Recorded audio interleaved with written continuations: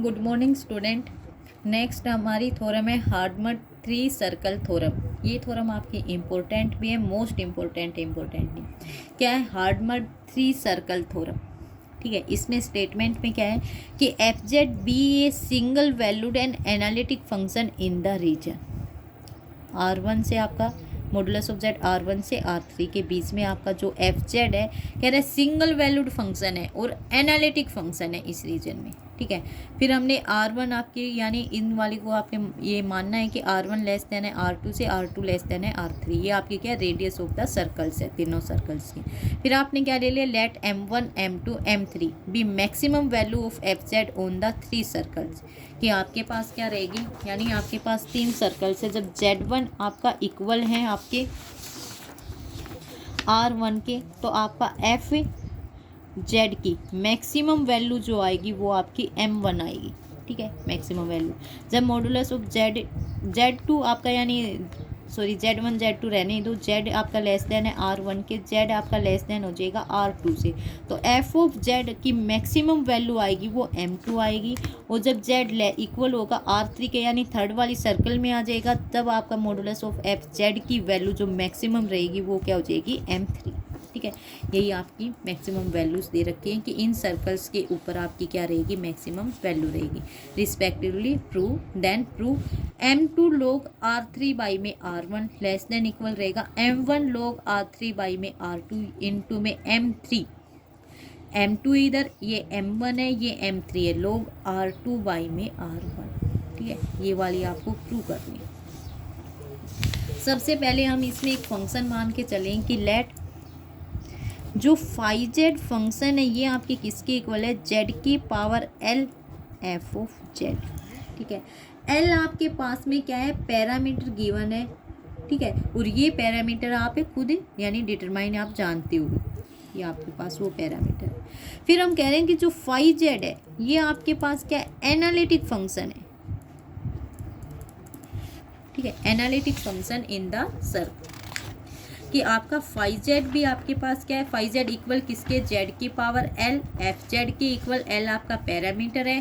ठीक है, parameter of circles है, ये आप जानते हो कि फाई जेड आपका क्या है, एनालिटिक है। ये एनालिटिक कहाँ है, जहाँ का आपका एफ जेड एनालिटिक था। एफ जेड एनालिटिक कहाँ था आपका, R1 less than equal to mod of z less than equal to R। ठीक है, यहाँ इसी में आपका क्या है, फाई जेड भी एनालिटिक है। क्यों, क्योंकि आपका एफ जेड एनालिटिक है।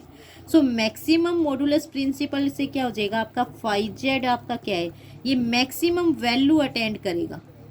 मैक्सिमम मॉडुलस प्रिंसिपल से मैक्सिमम वैल्यू अटेंड करेगा आपकी किसके ऊपर, boundary of the one of the circle.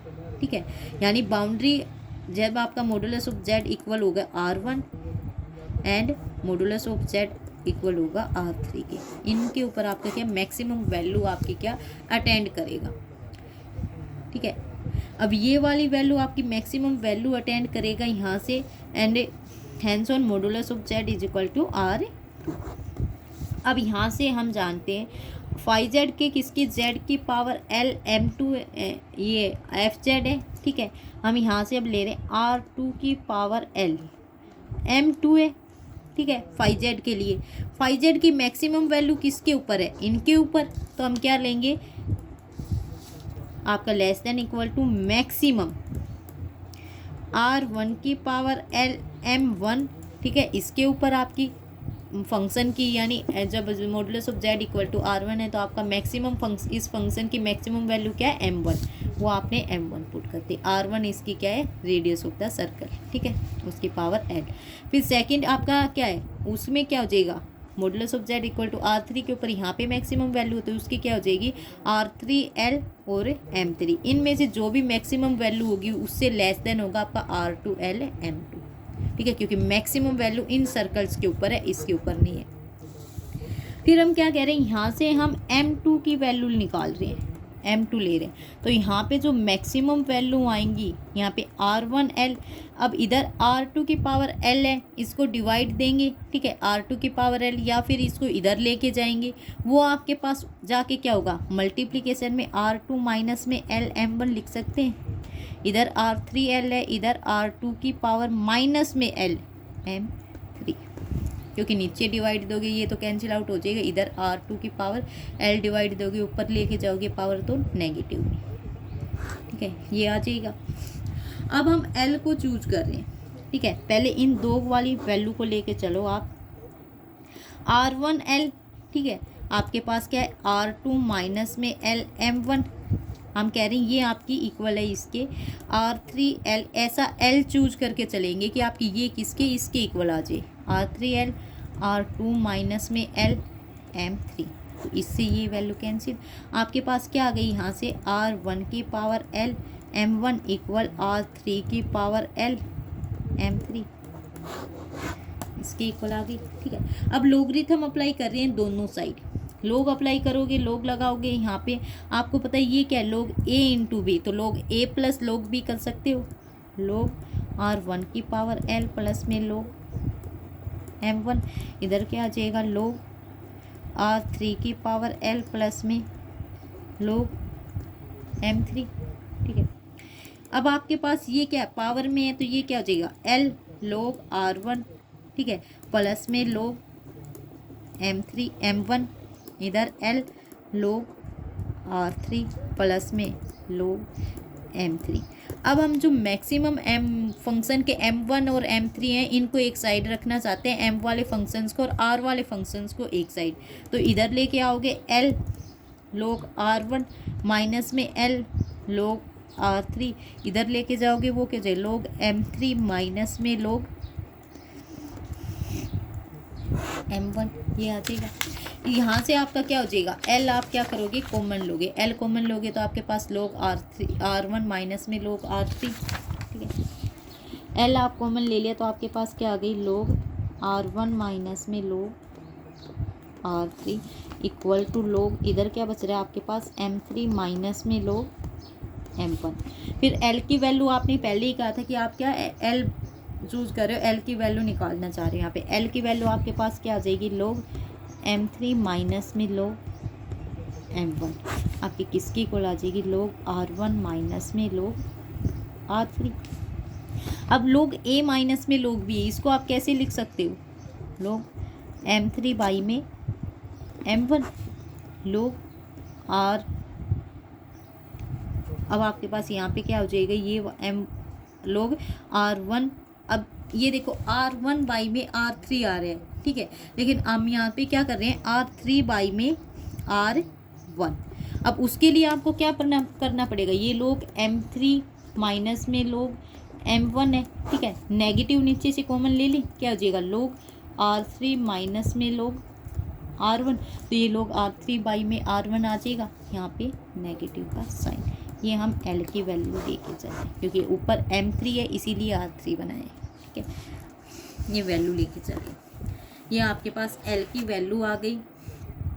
अब इस वाली वैल्यू को हम किस में पुट कर रहे हैं, आपकी जब M2 की वैल्यू ली है आपने, ये M2 की मैक्सिमम वैल्यू ले रहे हो, ठीक है, इसमें आप क्या कर रहे हो आप L की वैल्यू पुटअप कर रहे हो,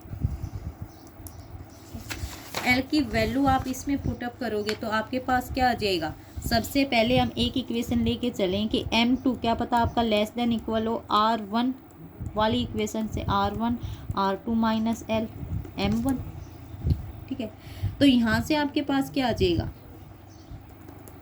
M2 आपका लेस देन इक्वल आ जाएगा आपके R2, आप यहाँ से क्या लिख सकते हो R2 बाई में R1 की पावर माइनस में L, ठीक है, इसको भी माइनस में बनाएंगे तो नीचे जाएगी तो M1।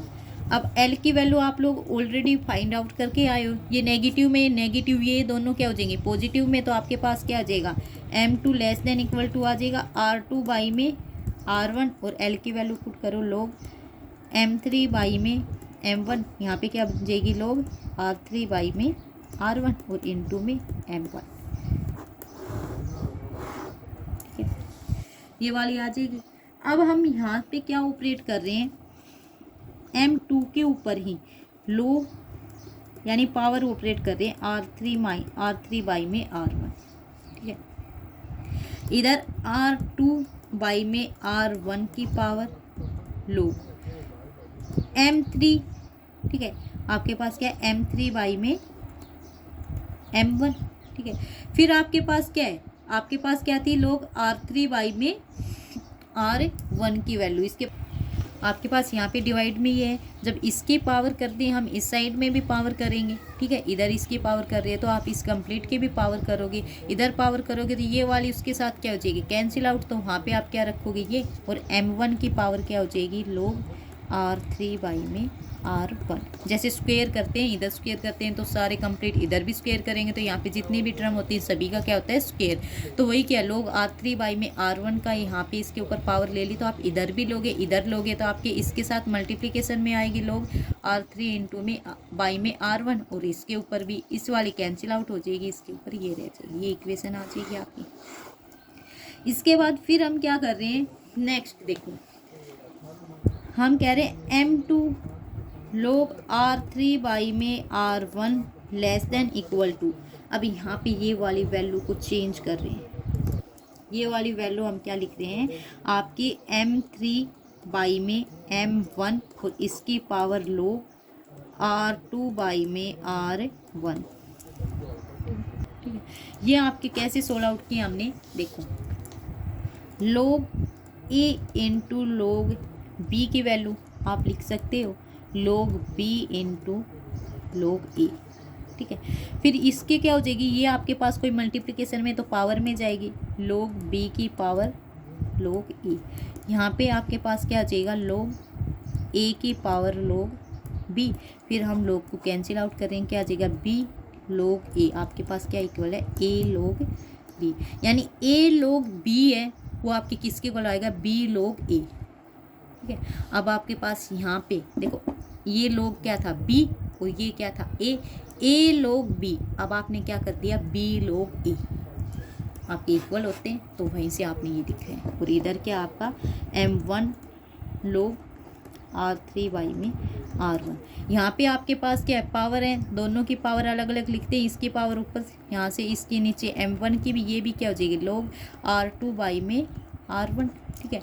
ये M1 की पावर है, यहाँ पे भी क्या है M1 की है, तो ये आपके पास नीचे पावर है, ऊपर पावर जाएगी तो क्या आ जाएगी नेगेटिव में लोग R2 में R1, कैंसिल आउट हो जाएगी, ये इक्वेशन इतनी आ जाएगी। उसके बाद फिर हम क्या कर रहे हैं, आपकी बिल्कुल लास्ट में आपकी जा चुकी है, आपका रिजल्ट रहता है बस सिर्फ, ठीक है।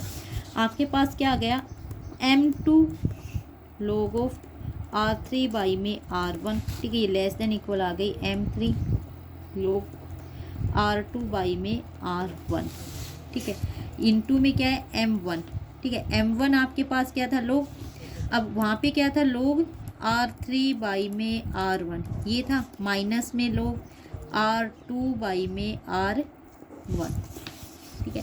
इस वाले को सोल्व आउट करोगे तो क्या हो जाएगा लोग R3 माइनस में लोग R1, इस वाले के सोल्व आउट करोगे तो माइनस में लोग R2, और ये माइनस होके क्या हो जाएगा प्लस से लोग R1, ये कैंसिल आउट होके आपके पास क्या बच गया लोग R3 माइनस में लोग R2, ठीक है।